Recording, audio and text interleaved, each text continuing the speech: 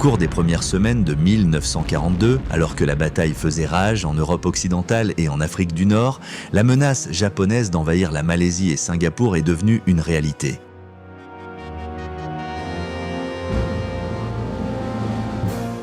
Il était impensable pour les Britanniques que l'île qu'ils avaient surnommée le Gibraltar de l'Est puisse tomber, et pourtant elle est tombée avec des conséquences terribles et désastreuses.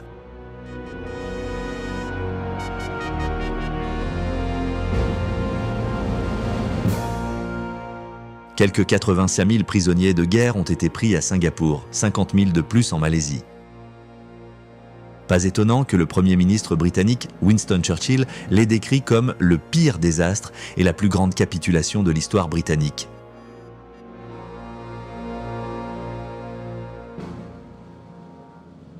Mais avant que les événements de 1942 ne se déroulent, les Japonais avaient dû neutraliser la possibilité d'une intervention américaine.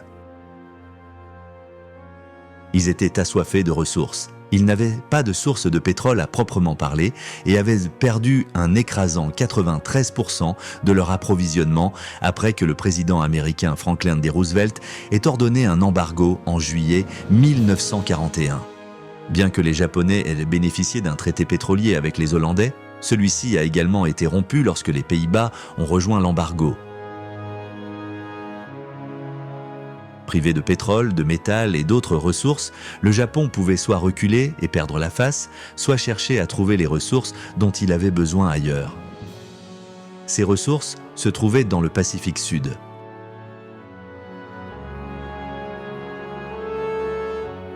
La flotte du Pacifique des États-Unis était la seule force capable de défier la marine japonaise. Les Américains avaient des bases aux Philippines qui pouvaient menacer les lignes de communication entre les îles d'origine japonaise et les Indes orientales. Chaque pétrolier en direction du Japon devait passer par Luzon, contrôlé par les Américains. Le 7 décembre 1941, l'armée de l'air de l'armée impériale japonaise a dévasté une grande partie de la flotte et de l'armée de l'air américaine stationnée à Pearl Harbor.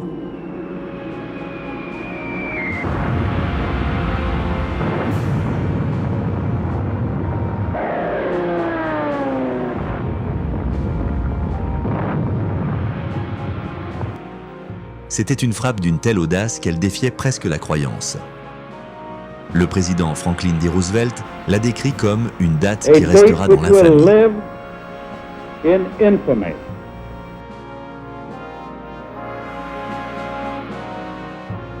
L'Amérique ne pouvait plus adopter une vision isolationniste. La guerre ne pouvait plus être considérée comme un conflit purement européen. Le 8 décembre, le Congrès américain a voté qu'un état de guerre existait entre les États-Unis et le Japon. Le 11 décembre, les pays de l'Axe, l'Allemagne et l'Italie ont déclaré la guerre aux États-Unis. Le Congrès a immédiatement reconnu l'existence d'un état de guerre avec l'Allemagne et l'Italie. Les États-Unis étaient maintenant en guerre sur tous les fronts.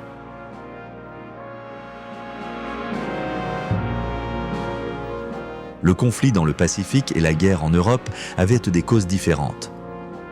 Une partie de la raison pour laquelle ils se sont enchevêtrés, c'était la décision d'Adolf Hitler de déclarer la guerre à l'Amérique dans les heures qui ont suivi l'attaque japonaise sur Pearl Harbor. Et pourtant, les Japonais ne lui avaient demandé aucune aide, et même s'ils l'avaient fait, ils n'en avaient aucune à offrir. Il y avait ceux en Amérique qui ne se réjouissaient pas de la perspective de se battre dans le Pacifique et en Europe, et pourtant la décision de Hitler de déclarer la guerre signifiait que les deux plus grandes puissances militaires et industrielles du monde, l'Amérique et la Russie, étaient maintenant alignées contre lui.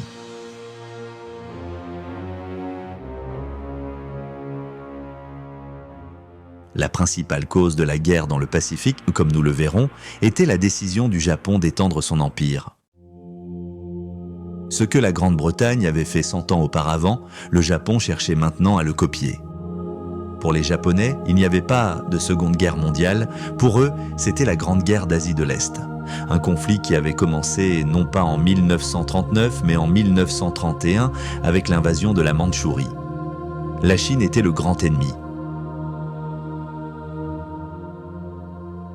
Avec 65 millions de bouches à nourrir, l'armée japonaise a décidé que le seul moyen de soutenir la population était l'expansion. Les Japonais avaient été des envahisseurs cruels de la Chine, cherchant la gloire de l'Empire, mais aussi la richesse qui se trouvait au-delà de ses frontières dans des marchés plus grands pour son industrie. Cependant, la richesse que le Japon cherchait à prendre par invasion appartenait à cette époque aux puissances coloniales européennes.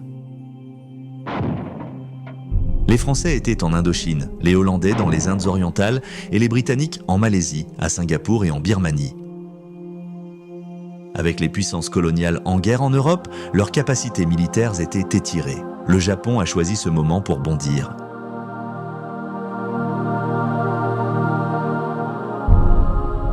Mais si le Japon devait réussir à se déplacer contre ces vieilles puissances coloniales, il devait empêcher la flotte du Pacifique américaine de venir à leur aide. L'assaut sur Pearl Harbor leur a donné l'avantage qu'ils recherchaient.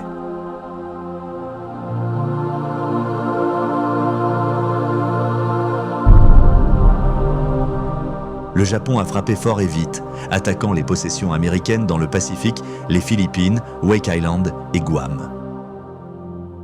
L'île de Midway a été bombardée par des navires de guerre japonais. C'était un schéma qui allait se répéter. Ils se sont ensuite déplacés sur le continent asiatique.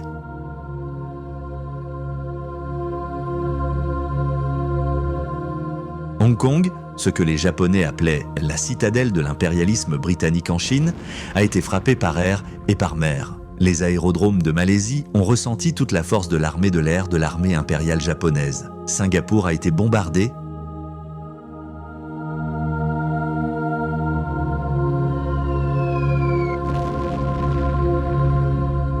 Des troupes japonaises ont débarqué dans le nord de la Malaisie et dans le sud de la Thaïlande.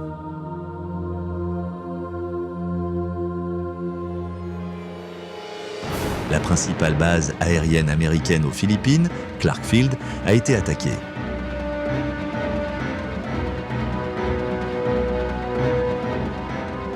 Aux Philippines, la principale île de Luzon a été touchée, tout comme le Bornéo britannique, où la seule unité terrestre alliée, un bataillon indien du 15e régiment du Pendjab, a réussi à résister pendant 10 semaines avant d'être submergé.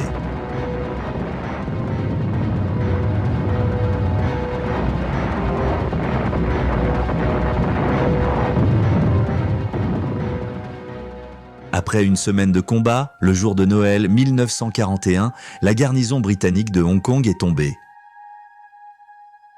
Elle avait tenu plus longtemps que quiconque ne l'avait prévu. Isolée à l'extrémité sud-est de la Chine, Hong Kong avait été considéré comme sacrifiable. Pourtant, 6000 défenseurs avaient tenu tête à 40 000 Japonais. La fin est venue lorsque les réservoirs de la colonie ont été pris. Il ne restait plus rien à faire que de se rendre. La campagne japonaise en Birmanie a pris beaucoup plus de temps. La Birmanie était un prix très recherché. Elle offrait aux Britanniques une porte d'entrée vers l'Inde, le joyau de la couronne coloniale. De plus, depuis 1938, la route de Birmanie, qui allait de Mandalay à Kunming, avait été la seule voie d'approvisionnement terrestre pour les forces nationalistes qui combattaient les Japonais en Chine.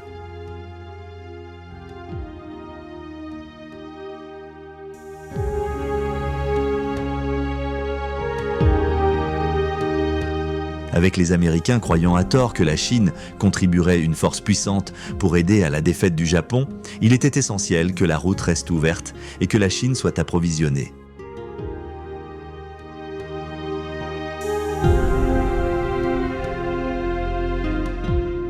Avec la Chine rejoignant les Alliés et déclarant la guerre à l'Allemagne, à l'Italie et au Japon, le général américain Joseph Stilwell, Vinegar Joe comme on l'appelait, a rejoint le leader nationaliste chinois Chiang Kai-shek en tant que chef d'état-major. Bien qu'ils aient réussi à repousser une attaque japonaise en Chine le 15 janvier, leur succès fut de courte durée. Les Japonais étaient déjà en Birmanie. Et ils n'ont pas laissé la jungle dense entraver leurs ambitions. Là où les routes étaient rebloquées, ils se sont simplement dirigés vers les sous-bois.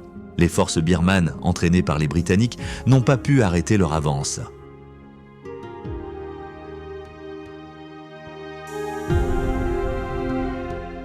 Le premier objectif du Japon était Rangoon, le seul port de Birmanie. Ils l'ont atteint et l'ont pris début mars. Lorsque les forces japonaises ont pris le contrôle de l'extrémité birmane de la route, elles ont réussi non seulement à s'emparer des riches ressources de pétrole et de caoutchouc que la Birmanie avait à offrir, mais aussi à fermer les liens terrestres de la Chine avec les Alliés. La Birmanie restera aux mains des Japonais jusqu'en mai 1945. Dans le Commonwealth des Philippines, les forces alliées étaient commandées par le général Douglas MacArthur. Les Philippines étaient officiellement devenues un territoire des États-Unis dès 1902. Dans les mois qui précédèrent la guerre, les journées furent languissantes, consacrées aux cérémonies, aux inspections et à l'entraînement. Les officiers et leurs épouses occupaient leurs soirées et week-ends avec des événements mondains et des parties de golf, tandis que les soldats profitaient des délices proposées dans les bars de Manille.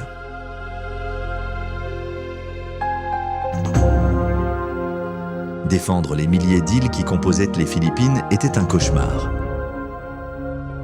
Il se trouve à 8000 milles de la côte ouest américaine, mais à seulement 200 milles de Formose, tenue par les Japonais. Pour les défendre, le général MacArthur disposait de l'équivalent de 2 divisions de troupes régulières, 16 000 réguliers américains et 12 000 scouts philippins. Il pouvait faire appel à des milliers de milices philippines supplémentaires, mais celles-ci n'étaient pas entraînées et mal équipées, à peine une force assez forte pour résister à la puissance de l'armée impériale japonaise.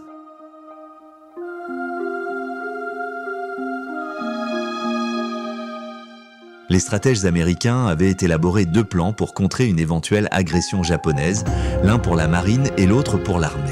La marine prévoyait de combattre à travers le Pacifique central pour une bataille décisive avec la flotte japonaise.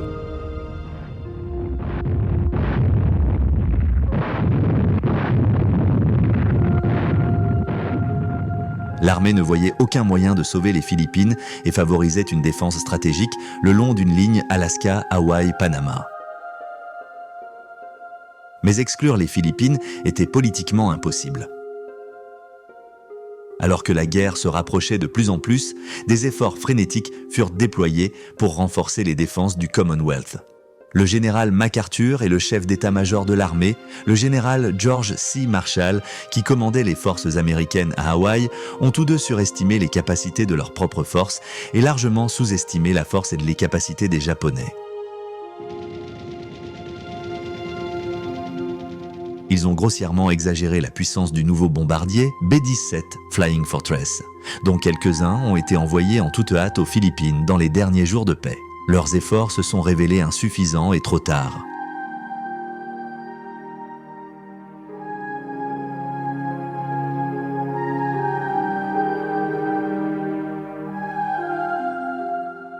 La flotte américaine du Pacifique étant paralysée à Pearl Harbor, l'armée de l'air impériale japonaise tourna désormais son attention vers les Philippines et rattrapa l'armée de l'air américaine au sol.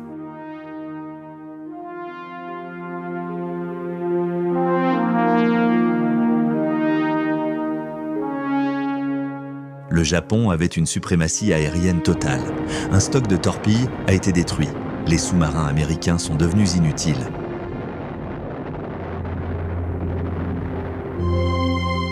Seule l'armée américano-philippine assiégée de MacArthur a résisté sur la principale île philippine de Luçon. L'armée japonaise débarqua dans le nord le 22 décembre 1941 et commença à avancer vers le sud en direction de Manille. Au début, MacArthur était enclin à rencontrer les Japonais sur les plages, mais sans force aérienne et ne pouvant faire appel qu'à la petite flotte asiatique de la marine, il n'était pas en position de défier le Japon en mer. Même si les réguliers américains et les scouts philippins constituaient d'excellentes troupes, la réalité était qu'ils étaient vraiment en infériorité numérique.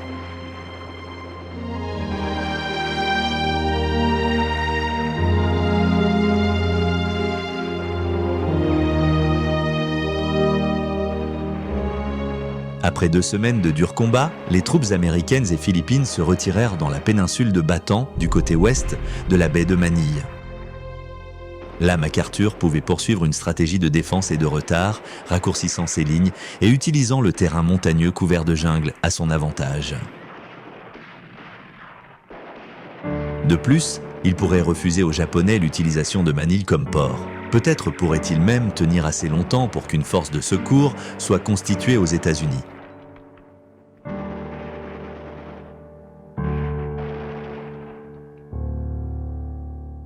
Mais les Alliés n'ont pas été confrontés uniquement aux balles et aux obus. Les Japonais ont lancé une guerre de propagande dans le ciel des Philippines, larguant des milliers de tracts sur les troupes alliées, insistant sur le fait qu'elles n'avaient aucun espoir et exigeant leur reddition. Mais il n'y a pas eu de capitulation.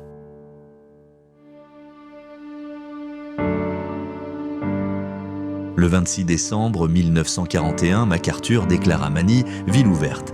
Il ne serait pas contesté. Le 2 janvier, Manille et la base navale américaine de Cavite sont capturés. MacArthur dirigeait les opérations depuis sa base sur la forteresse insulaire de Corregidor. Bien que la péninsule de Bataan soit bien fortifiée, elle était horriblement surpeuplée, 106 000 soldats et civils.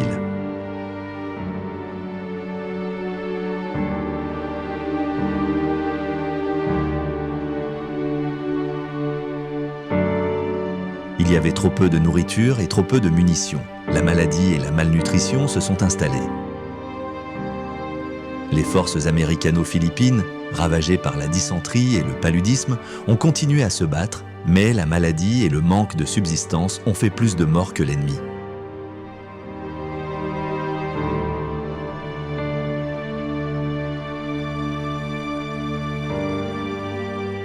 En mars, il était clair que l'aide des États-Unis n'arriverait pas. Néanmoins, les Alliés tinrent vaillamment pendant 4 mois. Même si la tentative de tenir les Philippines était courageuse, elle était inévitablement vouée à l'échec. En février, le général MacArthur reçut du président Roosevelt l'ordre de partir. Le 12, il monta à bord d'un torpilleur à moteur avec de nouveaux ordres pour prendre le commandement des lignes de communication entre l'Australie et l'Amérique désormais menacées. En quittant les Philippines, il a déclaré « Je reviendrai ». Cette phrase est devenue un cri de ralliement pour les Alliés.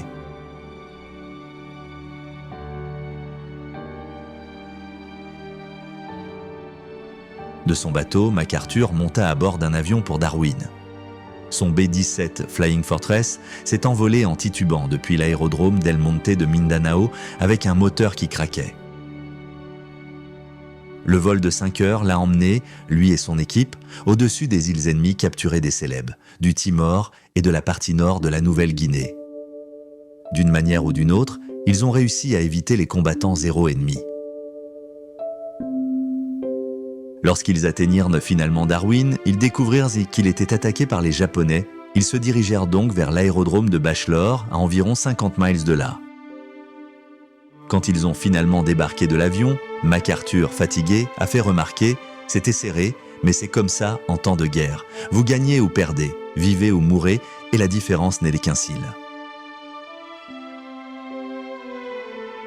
Certains officiers de la marine américaine n'avaient donné à MacArthur qu'une chance sur 5 de s'échapper des Philippines. Sur les ondes radio, Tokyo Rose s'était vanté que les Japonais allaient le capturer.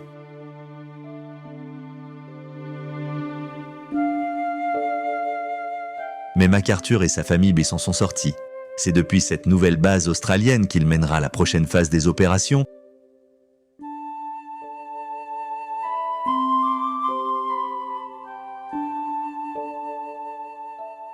Il lui faudra plus de 2 ans avant de pouvoir tenir son vœu. En octobre 1944, il retourna aux Philippines à la tête de la force d'invasion américaine.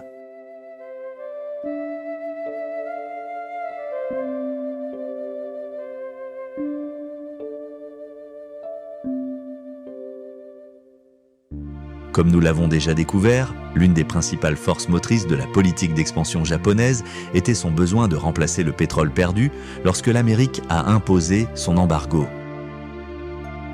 Ainsi, avec à peine 18 mois de réserve de pétrole, la machine de guerre impériale japonaise a envahi les Indes orientales néerlandaises, riches en pétrole, le 11 janvier. Une force conjointe américaine, britannique, néerlandaise australienne sous le commandement du général Wavell avait été formée pour protéger la chaîne d'îles courbes qui commence au nord-ouest par Sumatra et continue au sud et à l'est par Java, Bali, Flores et Timor, ce dernier à seulement 400 miles de la côte de Darwin en Australie.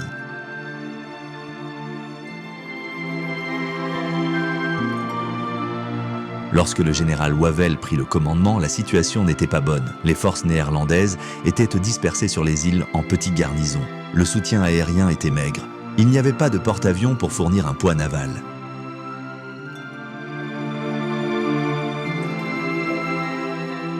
Les Japonais ont attaqué le sud de Sumatra avec 700 parachutistes le 13 février. La menace sur Java était imminente. Sur ordre de Churchill, le général Wavell partit pour l'Inde. Cela a laissé les forces néerlandaises sous le commandement de l'amiral Helfrich, 3 bataillons australiens, un escadron de chars britanniques et 5 escadrons de la RAF. Ensemble, ils ont affronté les Japonais dans ce qui est devenu connu sous le nom de bataille de la mer de Java. C'était une action courageuse, mais les Japonais ne seraient pas arrêtés. Au moment où les forces d'invasion japonaises sont arrivées sur Terre, la marine alliée à Java avait cessé d'exister. Sans couverture aérienne ni soutien naval, la résistance sur Terre fut courte. L'amiral Helfrich s'est rendu le 8 mars. Pendant ce temps, les forces impériales japonaises avançaient à travers les jungles de Malaisie vers le prix qui était Singapour. Les Britanniques y résidaient depuis 1819 lorsque Sir Thomas Stamford Bingley Raffles y fonda un comptoir commercial. Il est rapidement devenu un important avant-poste britannique et la croissance rapide de Singapour et son importance pour la Compagnie britannique des Indes orientales ont assuré que les Britanniques étaient là pour rester. En 1824, le statut de Singapour en tant que possession britannique a été consolidé dans un traité anglo-néerlandais qui a divisé l'archipel malais entre les 2 puissances coloniales, les Britanniques contrôlant la région au nord du détroit de Malacca, y compris Penang, Malacca et Singapour, tandis que la région au sud du détroit était attribuée aux Néerlandais.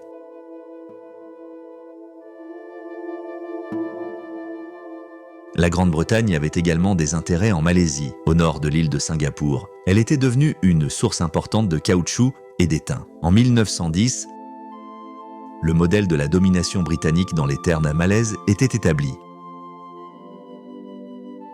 Les établissements des détroits étaient une colonie de la couronne dirigée par un gouverneur sous la supervision du bureau colonial à Londres.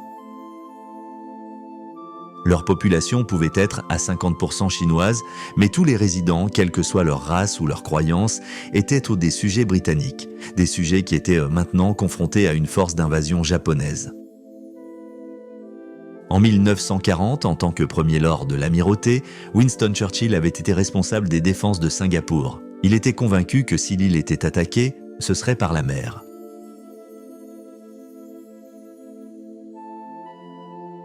Il a informé ses collègues du cabinet que Singapour est une forteresse armée de 5 canons de 15 pouces et garnie de 28 000 hommes. Elle ne pourrait être prise qu'après un siège par une armée d'au moins 50 000.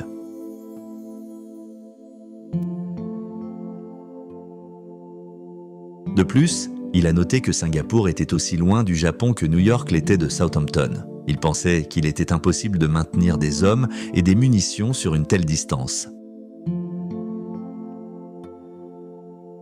Il ne considérait pas non plus plausible, à ce moment-là, que les Japonais, qu'il décrivait comme un peuple prudent, s'étendraient au-delà de la mer Jaune et de la Chine, où ils étaient déjà occupés. Sûrement, ils n'entreprendraient pas une entreprise aussi folle si loin de chez eux. Churchill avait tort, il a envoyé 2 cuirassés, le HMS Prince of Wales et le HMS Repulse. Le HMS Prince of Wales était un cuirassé de classe King George V. Le Prince of Wales a eu une carrière brève mais active, aidant à arrêter le Bismarck et transportant Churchill à la conférence de Terre-Neuve.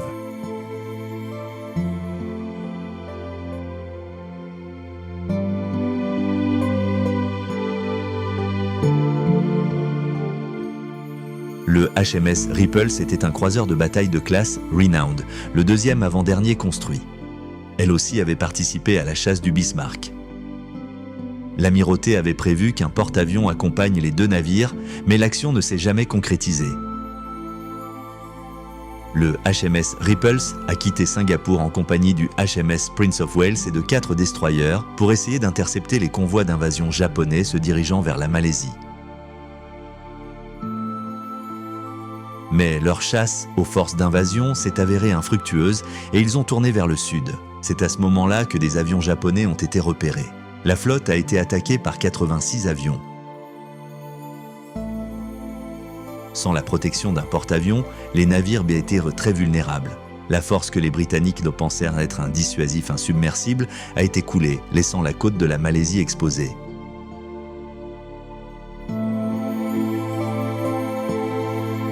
Le général Yamashita pouvait maintenant faire un mouvement. Son assaut sur Singapour se ferait par la Malaisie et comme les Britanniques avaient été lents à envoyer des troupes au nord de Singapour, la Malaisie était mal défendue. Les Japonais ont d'abord rencontré une résistance du 3e corps de l'armée indienne défendant la côte. Ceux-ci ont été rapidement isolés et forcés de se rendre. Bien que l'armée 25e japonaise soit en infériorité numérique par rapport aux Alliés, le général Yamashita a concentré ses forces. Il n'avait que 30 000 hommes, les Alliés 100 000 de plus.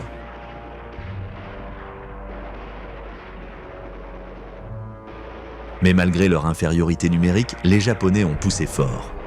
Le 14 janvier, une compagnie d'Australiens a tendu une embuscade à des troupes japonaises montées à vélo qui passaient par une coupe qui menait au pont de la rivière Sungei-Gemenche. Malgré avoir infligé de lourdes pertes lors de leur première confrontation majeure avec les Japonais, les Australiens ont finalement été forcés de se retirer. Les Alliés étaient de mal préparés lorsque les Japonais ont quitté les routes et se sont déplacés rapidement à travers la jungle. On s'attendait à ce que la jungle ralentisse l'avance japonaise, mais les Japonais ne roulaient pas en camion, ils marchaient et roulaient à vélo. Avec un soutien aérien rapproché supérieur, l'armure, la coordination, les tactiques et l'expérience ont joué à leur avantage. Les Britanniques avaient sous-estimé les capacités militaires de leur ennemi. L'assortiment de pilotes non formés et d'équipements alliés inférieurs en Malaisie, à Bornéo et à Singapour à cette époque n'était pas de taille pour l'armée de l'air de l'armée impériale japonaise. Leur avion de chasse, en particulier le Mitsubishi A6M0, a joué un rôle crucial dans l'obtention de la supériorité aérienne.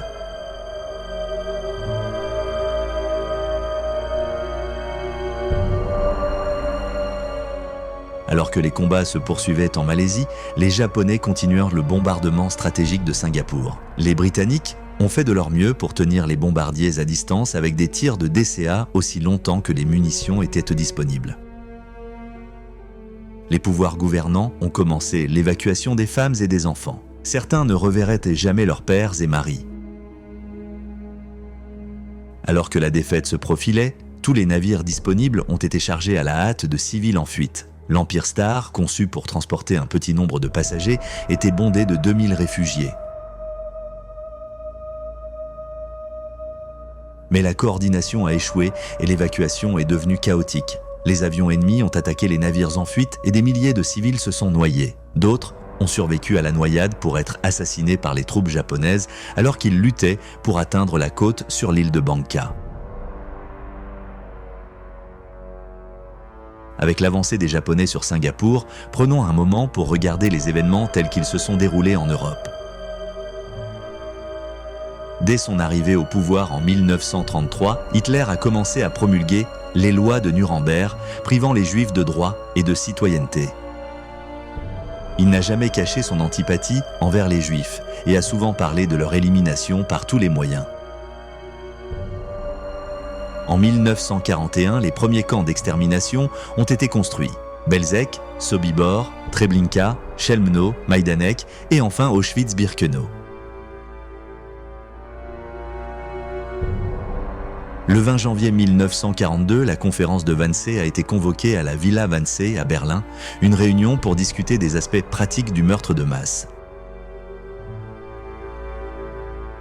Bien qu'aucun ordre directement lié à Adolf Hitler pour l'extermination des Juifs n'ait jamais été trouvé. Rudolf Hess, commandant du camp à Auschwitz, et Adolf Eichmann, qui a été décrit comme l'architecte de l'Holocauste, ont tous deux déclaré qu'un tel ordre existait au début de l'été 1941.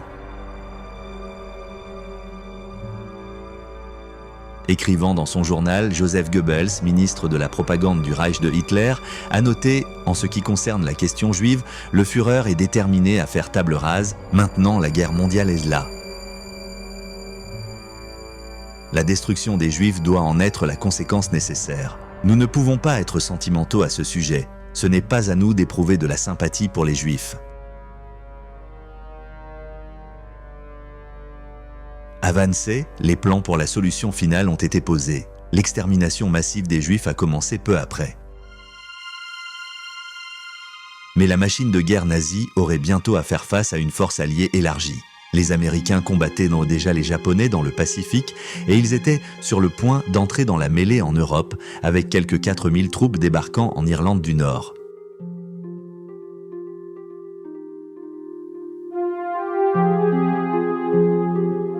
Ce furent les premières troupes américaines à fouler le sol européen depuis le départ des troupes expéditionnaires américaines à la fin de la Grande Guerre. Ils ont été accueillis par Sir Archibald Sinclair, secrétaire d'État à l'air, avec les mots « Votre arrivée en toute sécurité ici marque une nouvelle étape dans la guerre mondiale. C'est un présage sombre pour M. Hitler, ni sa signification ne sera perdue pour le général Tojo. »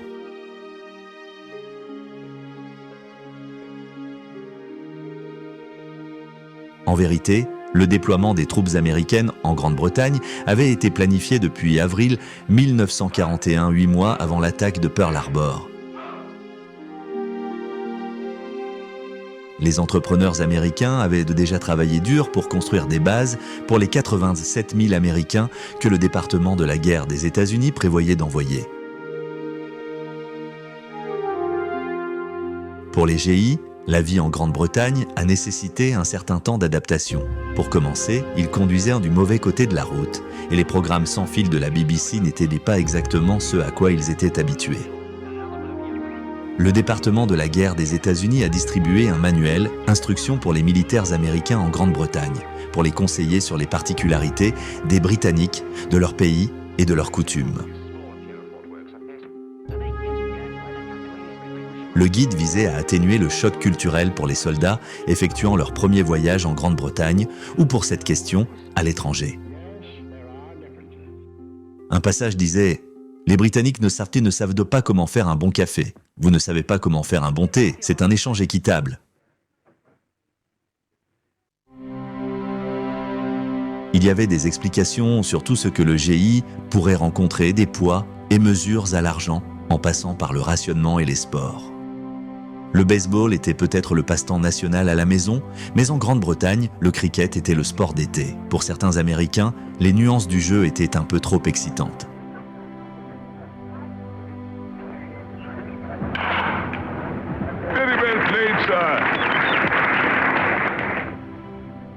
L'arrivée en Grande-Bretagne de riches parents de l'autre côté de l'Atlantique signifiait l'arrivée de fournitures américaines. Soudain, les Britanniques, en particulier les jeunes femmes, se voyaient proposer des articles qui avaient été rationnés depuis 1940, du beurre et du bacon, du sucre, de la confiture et des œufs. Du fromage et des fruits en conserve sont apparus sur la table de la cuisine. Et soudain, il y avait un approvisionnement abondant en bas de nylon et en chewing-gum.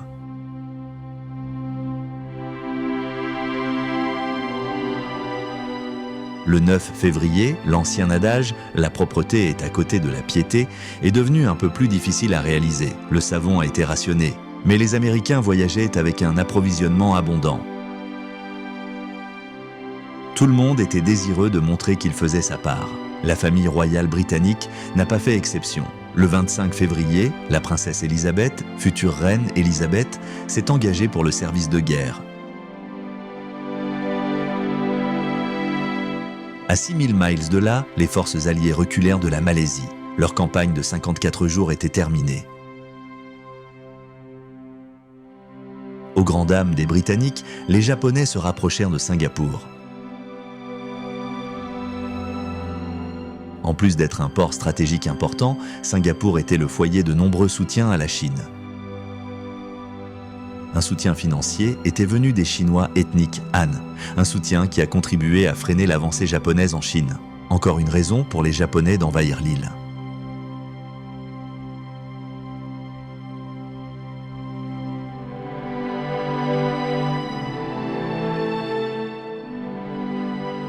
Les Alliés ont tenu bon, faisant face à une assaut japonais déterminé. Pour le général Yamashita, c'était un moment de nervosité, comme il le rappellerait plus tard.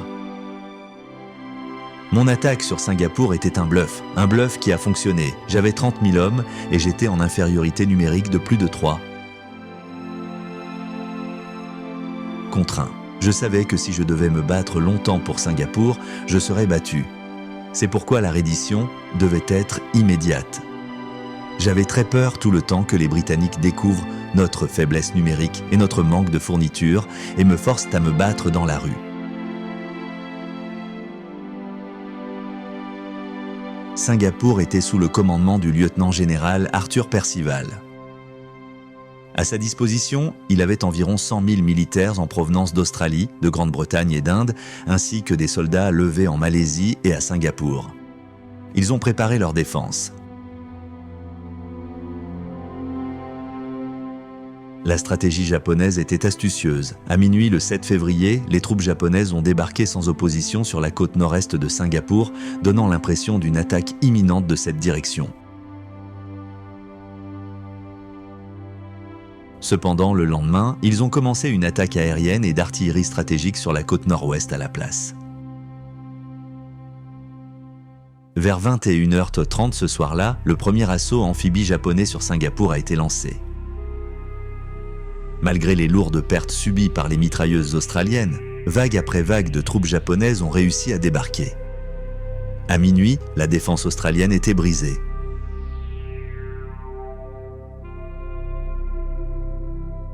Le lendemain, l'aérodrome de Tenga tombait aux mains des Japonais.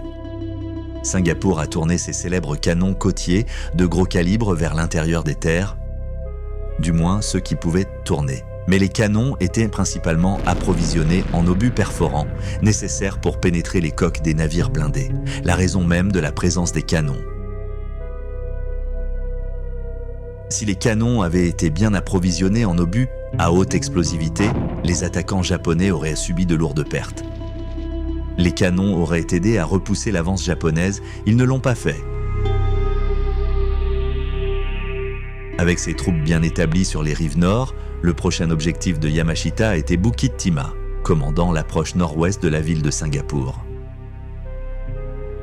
Yamashita a demandé à Percival de se rendre, mais Percival avait reçu l'ordre strict de se battre jusqu'à la fin.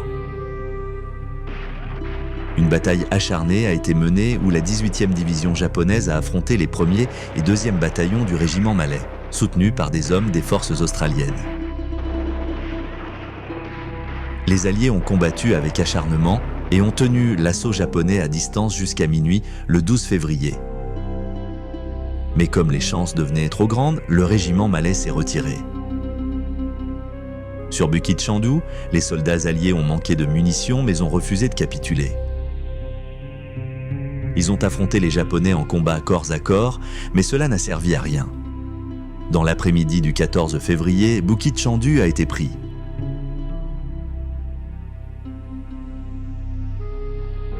À ce moment-là, l'avance japonaise avait contraint les troupes britanniques à se replier sur un périmètre autour de la municipalité. C'était leur dernière défense. Autour de cela, les Japonais ont convergé. La fin était imminente.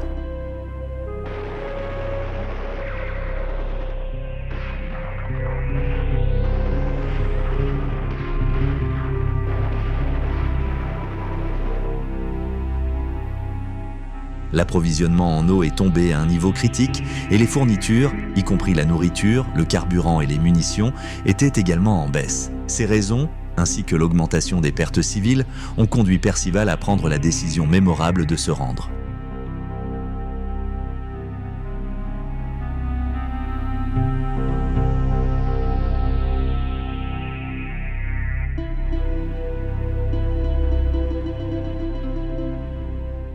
Le 15 février 1942 à 18h15, dans une salle de conférence improvisée dans l'usine de la Ford Motor Company à Singapour, le général Arthur Percival pour les Alliés a rendu l'île au lieutenant-général Yamashita Tomoyuki. C'était une victoire magnifique pour le Japon, car la capture de Singapour a marqué la fin de la puissance britannique en Extrême-Orient. De la part des Britanniques, le télégramme de Percival au commandant suprême de l'American British Dutch Australian Command se lisait « Tous les grades ont fait de leur mieux ».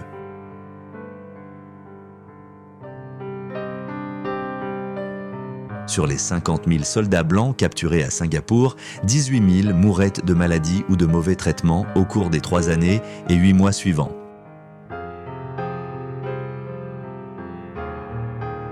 Les Japonais ont fait de l'île le quartier général de l'armée du Sud en renommant Singapour Shonan, signifiant « lumière du Sud ». Les Japonais avaient de désormais les richesses de la Malaisie à leur disposition et avaient pris le contrôle du détroit de Malacca, la principale voie maritime entre les océans Pacifique et Indien.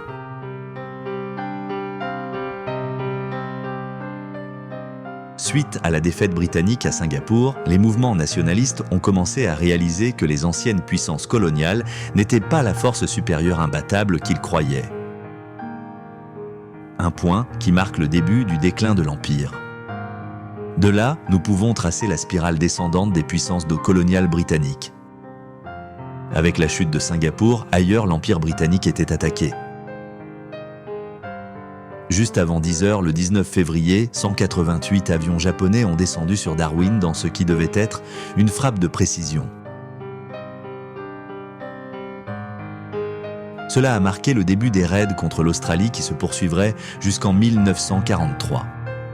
Les Australiens l'ont vu comme leur Pearl Harbor, et bien que Darwin n'ait rien de la même importance que la cible américaine à Hawaï, un plus grand nombre de bombes ont été larguées. Darwin était mal préparé. 8 navires dans le port ont été coulés, dont un destroyer américain, l'USS Peary. 35 autres navires ont été endommagés. Aucun des petits nombres d'avions alliés disponibles n'a réussi à décoller. Tous ont été détruits ou endommagés. En seulement 40 minutes, les avions japonais avaient atteint leur objectif et ils sont rentrés chez eux. Mais une autre vague devait venir. Cette fois, il y avait 54 bombardiers japonais. Leur cible, la ville et l'aérodrome de Darwin. 250 dockers et portuaires ont perdu la vie ce jour-là, entre 3 et 400 ont été blessés. Les chiffres réels des victimes ont été dissimulés par le gouvernement australien par crainte d'une panique de masse, mais le chaos a néanmoins éclaté. Bien que le 19 février ait été un jour de réjouissance pour les Japonais, avant la fin de l'été, les 4 porte-avions impériaux impliqués dans l'attaque seraient en fait coulés lors de la bataille de Midway.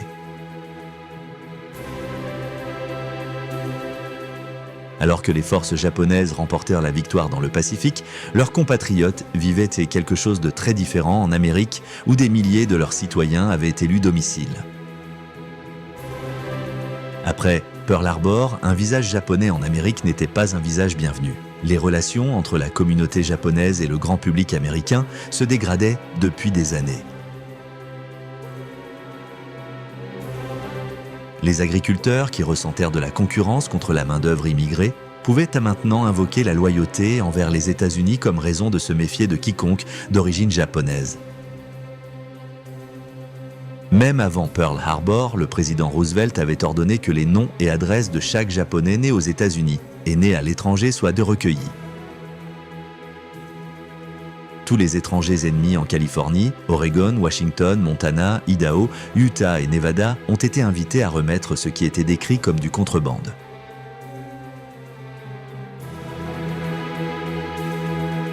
Cela comprenait des radios à ondes courtes, des appareils photo, des jumelles et diverses armes comme des couteaux de chasse et de la dynamite utilisés par les agriculteurs pour défricher les terres. Le député de Los Angeles, Leland Ford, a écrit « Je ne crois pas que nous pourrions être trop stricts dans notre considération des Japonais face à la manière sournoise dont ils font les choses. »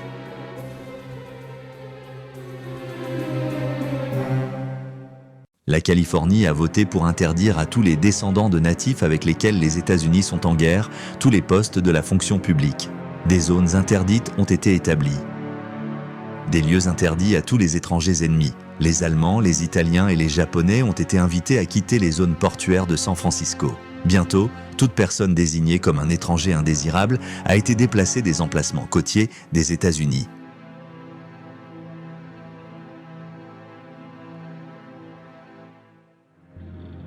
Le procureur général de Californie, Earl Warren, a qualifié les Japonais californiens de talons d'Achille de l'ensemble de l'effort de défense civile.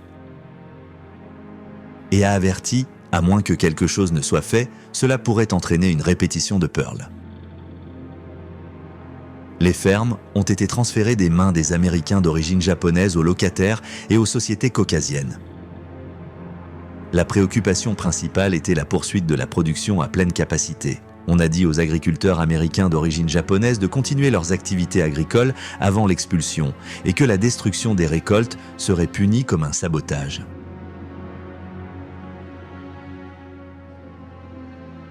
Le 19 février 1942, le président Roosevelt a signé un décret qui a commencé le rassemblement et l'évacuation de 120 000 Américains d'origine japonaise vers l'un des 10 camps d'internement, officiellement appelés centres de réinstallation.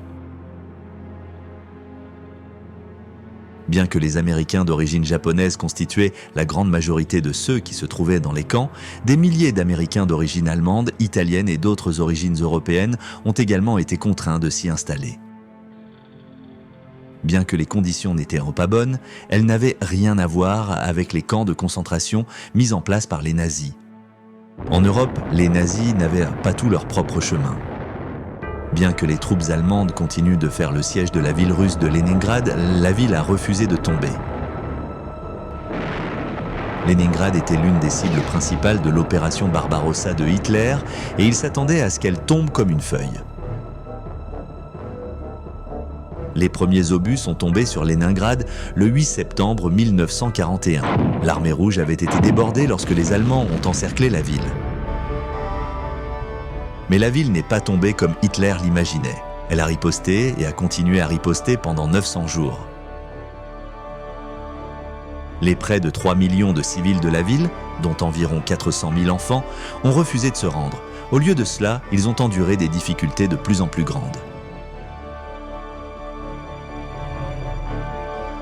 Janvier et février ont vu Leningrad plonger dans les profondeurs d'un hiver extrêmement froid.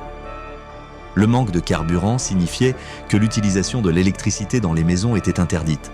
L'industrie et l'armée étaient de prioritaires. Le kérosène pour les lampes à huile était introuvable. Le bois est devenu la principale source de chaleur dans les maisons, les meubles et les planchers étant brûlés dans la plupart d'entre elles. La nourriture nécessaire pour lutter contre le froid n'était tout simplement pas disponible. Si le pain était disponible, les gens devaient faire la queue dans le froid glacial dans l'espoir qu'il en resterait peut-être quand ils arriveraient en tête de la file. En janvier et février, 200 000 personnes sont mortes de froid et de faim. Malgré ces pertes tragiques et les conditions inhumaines, les industries de guerre de la ville ont continué à fonctionner. Sans chauffage, sans eau, presque sans électricité et avec très peu de nourriture, la ville a toujours refusé de succomber aux nazis. Les Allemands découvraient que leurs ennemis avaient encore beaucoup de combativité en eux et pendant que les Russes résistaient à Hitler, Winston Churchill préparait la prochaine phase de la guerre contre lui.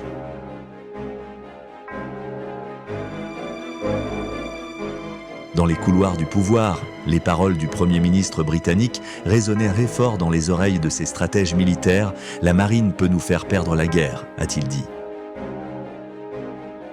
Mais seule la RAF peut la gagner. Notre effort suprême doit être de gagner une maîtrise écrasante de l'air. Les combattants sont notre salut, mais seuls les bombardiers fournissent les moyens de la victoire. Le jour de la Saint-Valentin 1942, le Bomber Command a émis la directive NER 22 qui a mis fin à la récente période de conservation des avions par la RAF, bien que les attaques ne devaient toujours pas être menées en cas de mauvais temps ou de danger extrême. Avec le nouveau bombardier Lancaster entrant en service et équipé d'un nouveau dispositif de navigation appelé JI, le Bomber Command espérait que la localisation des cibles serait beaucoup plus facile. 9 jours plus tard, l'une des figures les plus influentes de la Seconde Guerre mondiale a pris son nouveau commandement. le maréchal de l'air Arthur Bomber Harris a été nommé commandant en chef du Bomber Command. Harris avait la réputation d'être un personnage déterminé et énergique. Harris était totalement convaincu que le bombardement de l'Allemagne pouvait mettre les nazis à genoux et porter un coup décisif pour gagner la guerre. Au début du mois de mars, ces bombardiers ont frappé l'usine Renault, détenue par les nazis dans la banlieue parisienne de Billancourt. De graves dommages ont été causés aux installations de production, bien que de nombreux travailleurs français aient été tués. Cependant, cette attaque réussie a été un coup de pouce très nécessaire pour le moral des équipages de bombardiers.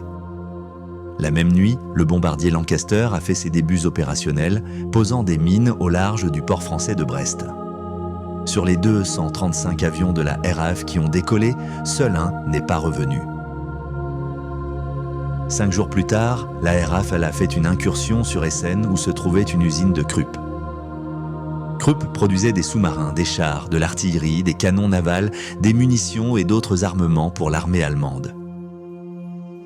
Bien que les résultats aient été décevants, les bombardiers sont revenus encore et encore. Non seulement l'usine était une cible, mais selon la nouvelle directive, la ville l'était aussi. C'était un prélude à ce qui allait suivre. Sous la nouvelle doctrine tactique de bombardement de saturation de zone, la RAF a lancé 234 avions et une attaque incendiaire massive contre Lübeck sur la Baltique. Elle a dévasté la vieille ville. Hitler était tellement furieux qu'il a ordonné à la Luftwaffe de bombarder les villes et les sites historiques britanniques en représailles. Mais Harris n'a pas dévié de sa croyance en son plan. À la fin du mois de mai, 900 bombardiers seraient envoyés pour dévaster Cologne. Avec les bombardiers qui commençaient maintenant à combattre l'Allemagne, la guerre en Europe a commencé à tourner en faveur des Alliés. Hitler allait découvrir que les Alliés n'étaient pas prêts à se coucher. Il était maintenant confronté à une RAF ressuscitée, à la puissance de l'Amérique et à un adversaire obstiné en Russie. Bien que les Alliés aient beaucoup souffert aux mains des Japonais dans le Pacifique, les bases d'une contre-attaque y étaient là déjà posées. Avec l'arrivée des troupes américaines à Nouméa, en Nouvelle-Calédonie, des plans étaient déjà en train de se mettre en place qui verraient à la conquête américaine de Guadalcanal la première d'une série d'assauts amphibies sur les îles du Pacifique.